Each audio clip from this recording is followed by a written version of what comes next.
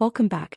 Today we're remembering the man's storage wars fans knew as the Gambler, his most unforgettable finds and the deeply human struggle that ultimately led to his death this year.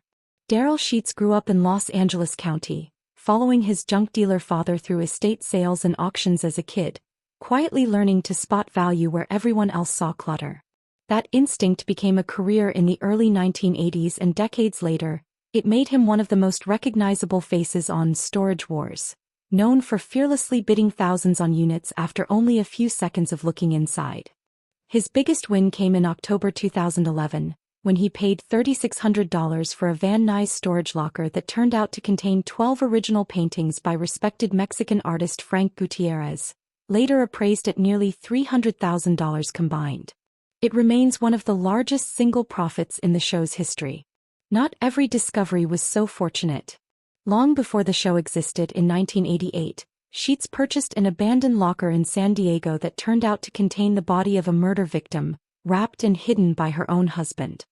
He called the police immediately and later said it was one of the few finds he genuinely wished he'd never made. Off camera, his life had real complications.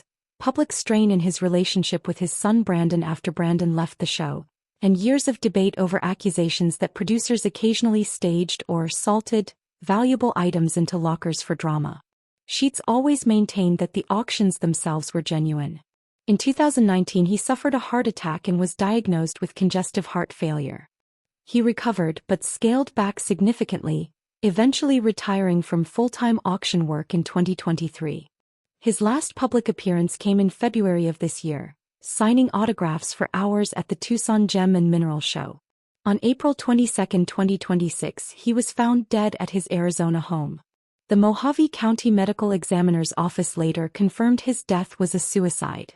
In the weeks that followed, his longtime Storage Wars co-star Renee Nizota spoke publicly about what he'd witnessed: months of targeted online harassment directed at Sheets, mocking his age, his weight, and his family.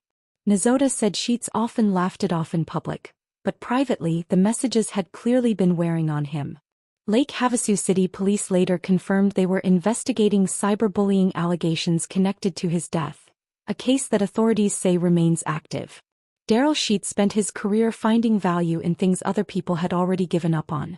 His story is also, painfully, a reminder of how much damage sustained online harassment can do, even to someone who seemed on camera impossible to rattle. If you or someone you know is struggling, the 988 Suicide and Crisis Lifeline is available 24/7 by call or text. Rest in peace, Darrell. Share your favorite memory of him in the comments, and subscribe for more tributes to the personalities who shaped reality television.